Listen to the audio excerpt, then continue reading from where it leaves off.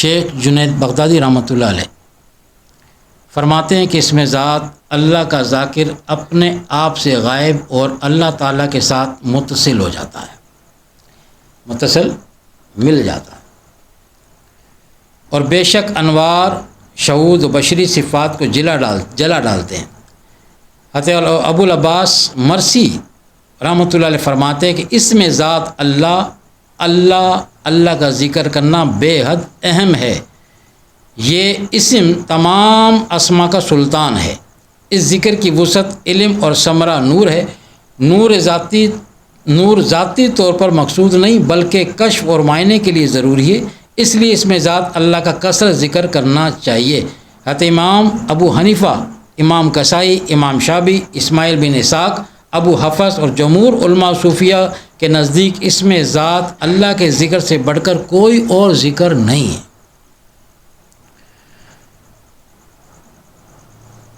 اکثر لوگ اس میں اعظم کی تلاش میں ہوتے ہیں، ہمیں اس میں اعظم مل جائے نا تو پھر ہم اس کا چلہ کریں اور پھر ہمارے کام بنیں۔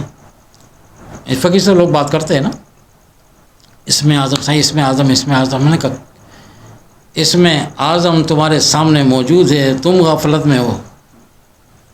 نہیں صحیح، وہ والا اس میں اعظم ہے، والا میں نے ایسے تو بہت سارے اس میں اعظم۔ ہم نے کہا اللہ، اسم معنی ہوتا ہے نام، ٹھیک ہے، اللہ۔ ہم نے کہا اس نام سے اوپر کوئی نام ہے بڑا؟ کہنے لگے نہیں۔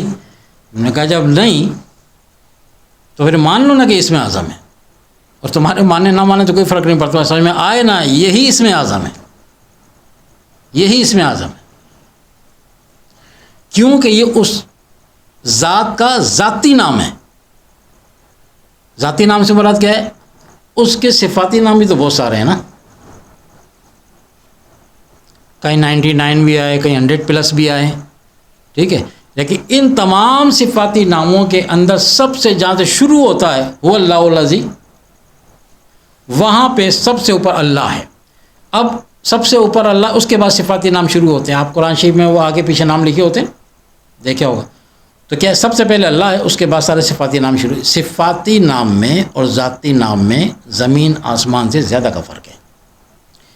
یوں سمجھ لیں کہ صفاتی ناموں کی جو صفات ہیں، مثال تو آپ کہیں گے یا رزاقو، ٹھیک، تو رزاقیت کی فیض و برکات آپ کی طرف آئیں گے۔ آپ کہیں یا سمیع، تو اس کی سماعت کی فیض و برکات آپ کی طرف آئیں گے۔ اس طرح ہر نام کا اپنا ایک اثر ہے، وہ اثرات 1 by 1 الگ الگ وہ آپ کے پاس آتے ہیں۔ اچھا، اب اگر آپ چاہیں نا کہ یہ مجھے ایک ایک نام آپ الگ الگ پڑھ رہے ہو، اگر اب کوئی چاہے نا کہ یار یہ اجتماعی طور پہ میرے پاس آ جائے نا، بجائے کہ ایک ایک کر کے میں پڑھوں، تو میں چاہوں کہ میرے پاس ایک آ جائے تو پھر وہ ایک نام پکڑ لے، ذات کا ذاتی نام پکڑ لے، اور وہ کیا ہے؟ وہ جو ہمارے مشائخ نے کہا کہ وہ دل میں کیا کرو، اسٹارٹ ہی توحید خالص ہے۔ اس لیے فقیر کہتا ہے کہ تصوفی وہ شعبہ ہے جہاں توحید خالص سکھائی جاتی ہے، کہ 24 hours آپ نے کچھ نہیں کرنا ہو، دل میں اللہ، یہی کہا جاتا ہے نا آپ کو، دل میں کیا کرنا ہے؟ 24 hours اللہ اللہ اللہ اللہ۔ اس سے بڑی توحید اور کیا ہوگی بھائی؟ اس سے بڑی توحید اور کیا ہوگی؟ تو تصوف میں سب سے بڑے توحید کا درس، توحید کا سبق تصوف کے اندر موجود ہے، الحمدللہ۔ تو اس لیے اتنے بڑے بڑے امام اعظم ابو حنیفہ رحمۃ اللہ علیہ، امام کسائی، شافعی، اسماعیل بن اسحاق وغیرہ سب نے اس کو تسلیم، کیوں نہیں تسلیم کریں گے؟ لیکن اب جو ان باتوں سے بہرہ مند نہیں ہے، علم نہیں رکھتے، وہ پھر ادھر ادھر اپنی سمجھ کے، ناقص سمجھ کے مطابق پھر ٹکرے مارتے پھرتے ہیں اور اپنا وقت ضائع کرتے ہیں۔ حضرت مجد الثانی شیخ احمد فاروقی سرندی علیہ رحمہ، جو ہم سب کے مرشد کامل ہیں، آپ فرماتے ہیں کہ تو جان لے اور آگاہ رہ کہ تیری سعادت بلکہ تمام انسانوں کی سعادت، فلاح و نجات اپنے مولا جل شانہ کے ذکر ہی میں ہے۔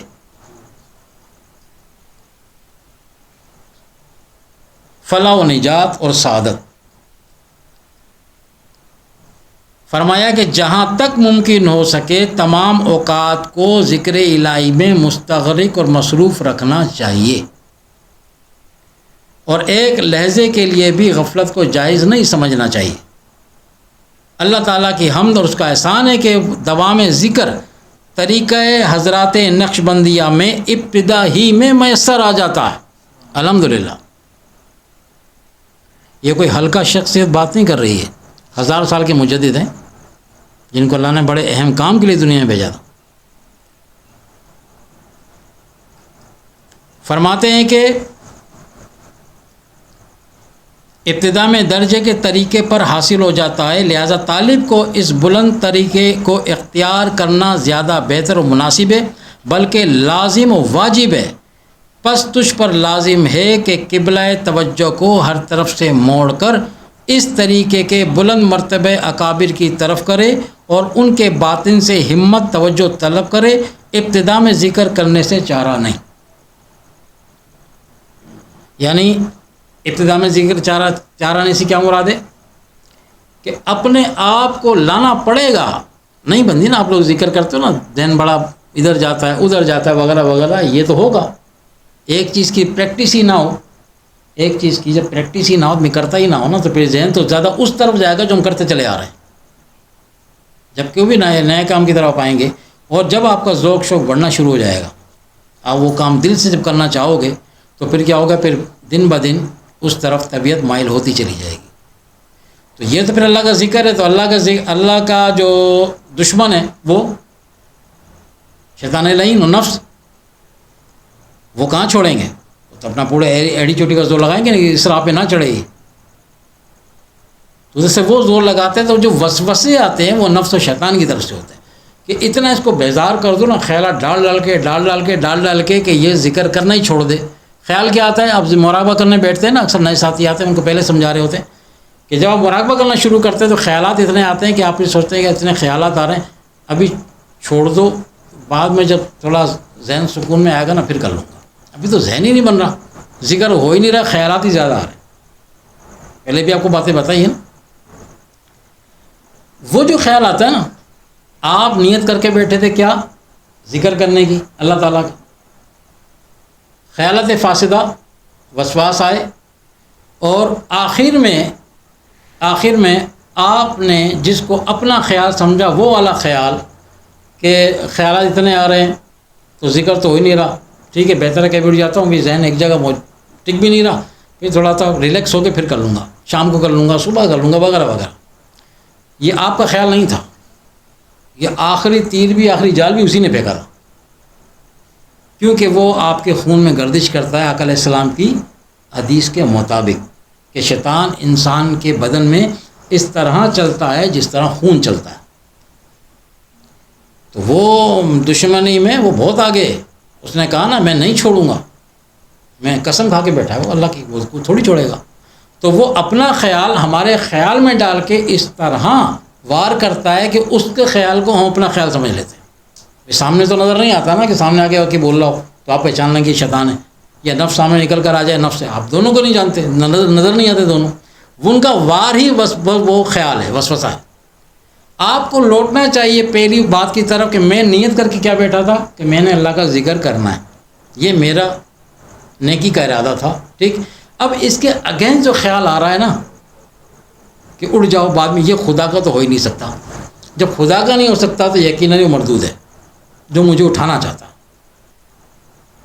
اگر آپ نے 5 منٹ 10 منٹ، یہ دوبارہ نوٹ کر لیں، فقیر اپنا پھر دوبارہ سے ریپیٹ کر رہا ہے اس کو نا، آپ نوٹ کر لیں اس کو کہ اگر آپ مراقبہ کرنے بیٹھتے ہیں 5 منٹ کا 10 منٹ کا نیت کرتے ہیں نا، مثال کے طور پر آپ نے 10 منٹ کا ارادہ کیا کہ 10 مراقبہ کروں گا، اب آپ نے مراقبہ شروع کیا، شروع میں اللہ اللہ ذکر شروع ہوا اور پھر وسوسے آنا اور خیالات آنا شروع، کبھی گھر کی طرف، کبھی بازار کی طرف، کبھی اپنے کاروبار کی طرف، کوئی نوکری پیش ہے تو نوکری کی طرف، ایسا گھمائے گا نا، ایسا گھمائے گا، آخر میں لا کے آپ بولو گے یار وہ 10 منٹ سے تو اوپر ٹائم ہو گیا لیکن ذکر تو میں نے نہ ہونے کے برابر کیا، بہتر ہے چھوڑ دو۔ تو جو 10 منٹ آپ نے نیت کی نا، 10 منٹ نیت، بھلے آپ موبائل پہ الارم لگا دیں 10 منٹ کا، جب تک وہ 10 منٹ کی بیپ نہ بجے نہ اٹھے، بھلے خیالات آتے ہیں کسی بھی قسم کے خیالات ہیں، نہ اٹھے۔ سمجھ رہے ہو بات؟ آپ نے نیت کیا کی تھی میں 10 منٹ اللہ کے لیے بیٹھوں گا، اللہ کے لیے بیٹھوں گا، ذکر مانا اللہ کی یاد کے لیے بیٹھوں گا۔ آپ نے نیت کر لی، اللہ آپ کی نیت کو جانتا ہے، جب آپ نے نیت کر لی اب وہ نہیں بیٹھنے دے گا، وہ دشمن ہے۔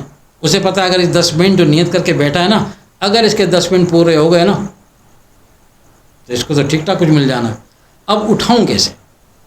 اس کی دشمنی ہے، وہ تو نہیں حاصل ہونے دے گا، تو پھر وہ اس راستے سے آتے ہیں۔ اگر آپ نے اس کے وسوسوں پہ، خیالات پہ آ کے نہ اٹھے اور 10 منٹ جیسی بیپ آئی نا، اس وقت آپ نے زبان سے کہنا ہے الحمدللہ۔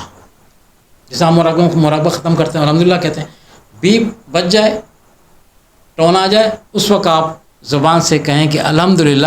اب الحمدللہ کس بات پہ کہا؟ ذکر تو آپ نے کیا ہی نہیں، تو وسوسے چلتے، سارا ذہن ادھر لگا رہا۔ الحمدللہ کس بات پہ کہا؟ عام دنوں میں تو ذکر ہوتا ہے، اس پہ الحمدللہ کہہ کے اٹھتے ہیں، مراقبہ ختم کرنا ہوتا ہے۔ ابھی تو کچھ ہوا ہی نہیں، 10 کے 15 منٹ ایسے ہی گزر گئے، الحمدللہ اب کس بات پہ کہا؟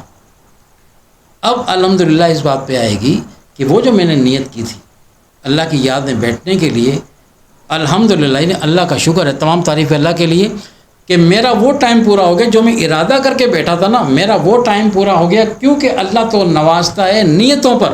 انما الاعمال بالنیات، اعمال کا دامدار نیتوں پر ہے، وہ تو نوازتا ہے نیتوں پر۔ اگر اعمال پہ نواز لگے پھر ہمارے عمل کس کھاتے کے میں؟ اس لیے فرمایا کہ مومن کی جو نیت ہے اس کے عمل سے بہتر ہوتی ہے۔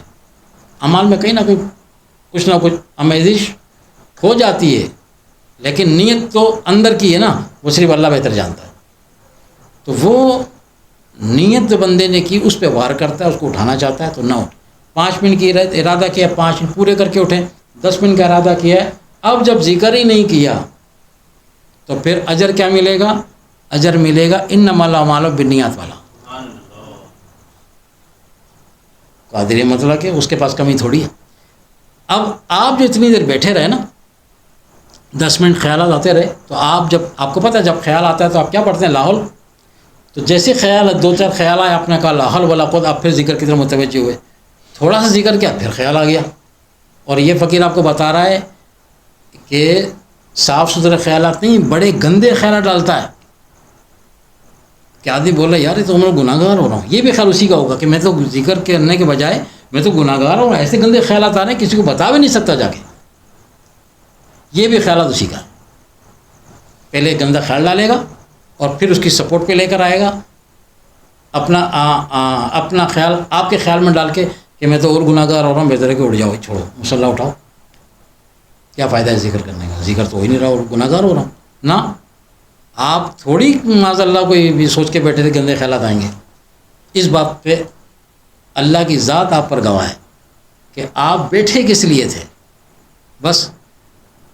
تو 10 منٹ جو آپ بیٹھے اسے جنگ جلتی رہی، وہ وار کرتا تھا، آپ لاہور پڑھ کے اس کا رد کرتے تھے، پھر ذکر کی طرف آتے تھے، پھر وہ وار کرتا تھا وسوسے کا، پھر لاہور پڑھ کے پھر اس طرف آتے تھے۔ یہ جو 10 منٹ تک جنگ چلتی رہی، اس جنگ کے فاتح آپ جب ہی بنیں گے جب آپ اپنا ٹائم پورا کر کے اٹھیں گے۔ پھر یہ ہوتا ہے کہ جب آپ اس طرح مستقل مزاج سے چلتے رہتے ہیں تو پھر اس کے وسوسوں کا زور ٹوٹنا شروع ہوتا ہے۔ جب آپ استقامت دکھائیں گے تو پھر وہ پیچھے ہٹے گا نا۔ ہم پہلے ہار مان لیں گے تو وہ دوڑ چوڑا ہو کے آئے گا۔ اس لیے عمل نہیں چھوڑیں، بھلے سورج نے فرمایا نا، بھلے تھوڑا کرو روزہ نہ کرو، بھلے تھوڑا عمل کرو روزہ نہ کرو، روزانہ 5 منٹ کا مراقبہ، 10 منٹ کا مراقبہ، لیکن کرو۔ مراقبے سے مراد یکسوئی کے ساتھ آنکھیں بند کر کے تمام کام کاج سے ہاتھ اٹھا کے 5 منٹ 24 گھنٹے میں 5 سے 10 منٹ کے لیے صرف اپنے رب کے لیے بیٹھ جاؤ۔ ہم بیٹھتے ہیں نہیں، ٹائم ہی نہیں، اپنے رب کو دینے کے لیے 24 گھنٹے میں 10 منٹ نہیں ہے ہمارے پاس۔ یہ نمازوں کے علاوہ بات ہو رہی ہے، کیونکہ ہماری جو نمازوں کا بھی حال ہے وہ بھی ہمیں پتہ ہے، کیونکہ نمازوں کے لیے اللہ فرما رہا ہے کہ بندے نماز قائم کر میری یاد کے لیے۔ ایسے ہی ہے نا، ہوتا ہے رب ہمیں نماز میں یاد، نماز میں رب یاد ہوتا ہے، زبان پہ تسبیح ہوتی ہے اس کی، دل میں یاد نہیں ہوتی، اللہ ماشاء اللہ اللہ کے ایسے بندے موجود ہیں، لیکن جو اوورآل ایک حال ہے، کیونکہ نماز میں بھی وہ نہیں چھوڑتا، نماز میں بھی خیالات کہتے ہیں نا، وہ نماز میں سارے خیالات بھی نماز میں ہی آتے ہیں، نہیں چھوڑتا وہاں۔